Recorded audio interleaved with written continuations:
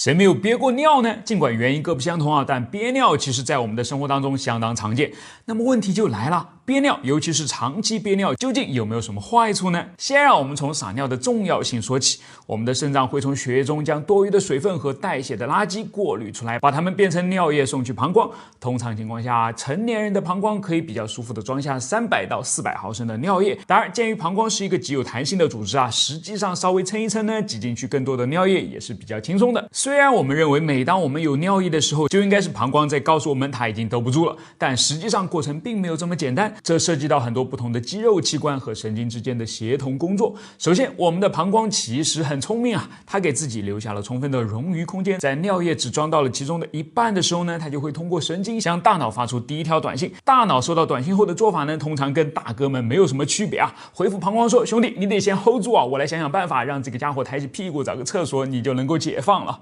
但剧情哪有那么顺利呢？小弟膀胱通常都需要撑上更久的时间才能够被解救于是在这样反复的过程当中，膀胱也被越撑越大，能够装下更多的尿液。一项研究发现，由于工作的原因而不得不整天憋尿的护士们，膀胱的容量几乎已经被撑到了正常容量的2倍大小，但似乎也并没有什么特别的影响。这是否意味着其实憋尿也没有什么害处呢？当然不是在条件允许的情况下，及时的放空自己很重要，否则你可能面临再也放空不了了的风险。因为在憋尿的过程中，膀胱并不是唯一被撑开的东西，同时受到影响的还有括约肌。括约肌可是相当重要的角色你可以把它看成是我们身体里这些金黄色的液体的忠实看门人，捏紧它时滴水不漏，松开它时一泻千里，动静之间彰显精确控制。但如果你总是在过度的使用它的话，很显然它也是会疲劳的，后果就是当你本不想尿的时候，它却关不住大门，让尿液尴尬的漏了出来，而当你想要尿的时候，却怎么也尿不干净了。这不仅会增加你上厕所的频率，因为你的膀胱会被更快的装满，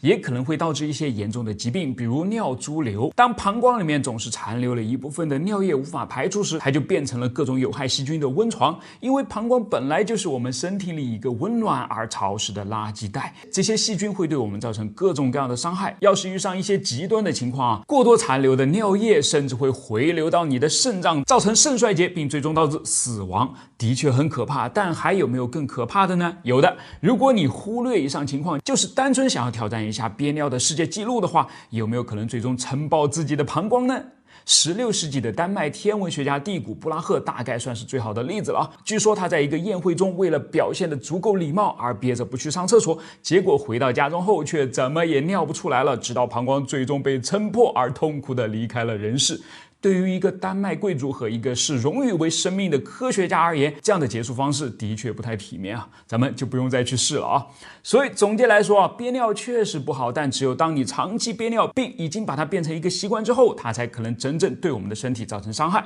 但短期来说呢，至少在你的身体和大脑都比较正常的情况下，你还是可以根据自己的实际情况来选择奔向厕所的时间的。比如至少要等把这条精彩的视频看完再去吧。我是火箭树，关注我，让科学更有趣。